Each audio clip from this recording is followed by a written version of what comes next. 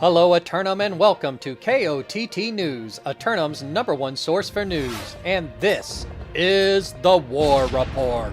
Dynamic change in the history of Aeternum last night as the zealots of the USPS take the fort in the final minutes, taking control of the brackish Delta region of Reek Water.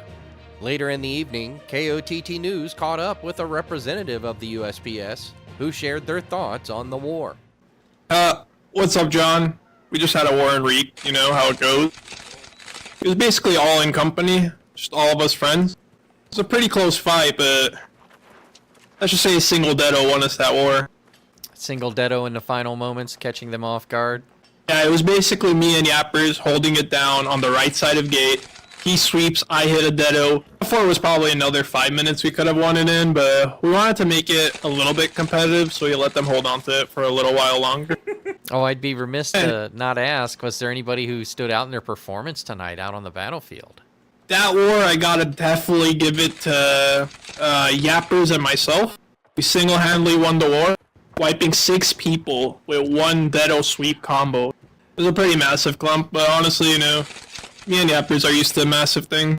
KOTT News crews getting back out to the late-night Outpost rush, updating our combat readiness certifications and keeping them current. Multiple formal fights arising from last night's pre-qualifiers, but if your company missed the chance to declare, you'll have more opportunities throughout the night. 3 more lineups submitted for tonight's simulated fantasy combat resolution, brought to you by LARPco. Remember, if it isn't LARPco, it's cardboard. With special thanks to the Craft Services crew. If you'd like to support KOTT News, Patreon is currently the best way. Up first, the syndicate members of Tropical assail the Covenant converts of Mad Crew for control of the eastern archipelago of the Restless Shore. Tropical, spotting the mercenarial support that helped Mad Crew take Moon Bay, know they'll have a better chance against a defense that must field 40.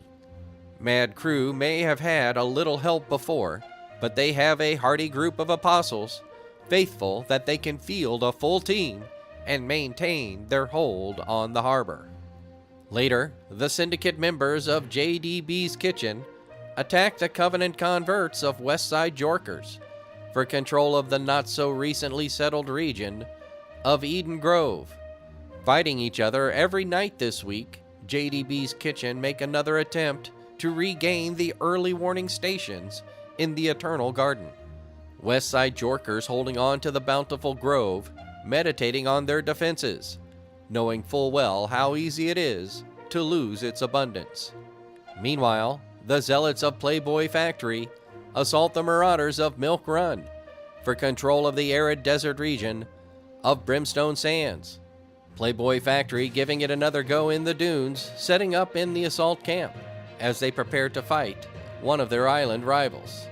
Milk Run, frustrated by the outcome in Reekwater last night, will line up with a renewed focus to prevent the offense from getting into Courtyard.